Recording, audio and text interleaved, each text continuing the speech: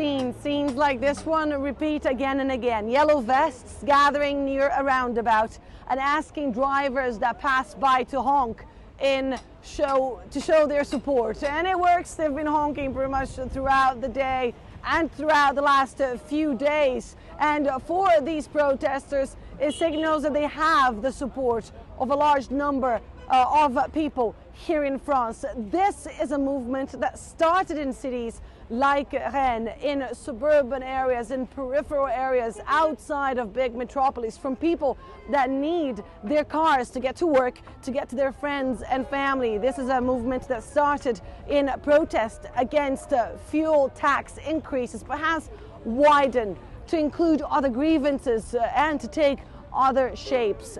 This particular group here in Rennes is very symbolic of what's been happening to the movement. They've been erecting this more solid infrastructure. It's a very basic one, of course, but they say this is going to protect them against the elements, against the wind and the rain, because they believe they might need to stay over Christmas and New Year's. They say they now have the upper hand. They believe the concessions made by the administration of Emmanuel Macron signals that they have a little space now to perhaps make this movement even bigger, take this movement even further. They've been talking about how decisive this weekend is going to be, but many here won't be going to Paris. They say they are against the violence that is taking place there. And those who are going to go to Paris have been calling on other demonstrators to not join in the violence. Take a listen.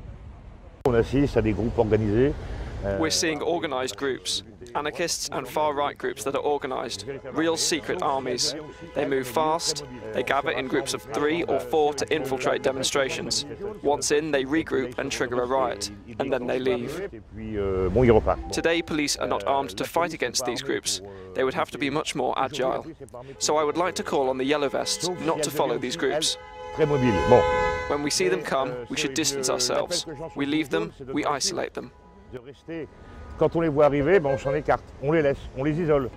Authorities are bracing for yet another weekend of mass demonstrations. Some 90,000 security personnel are expected to be deployed in the streets of France. Paris, which is going to be the focus of those demonstrations, is set to be in a lockdown. Authorities have been asking shops to remain closed.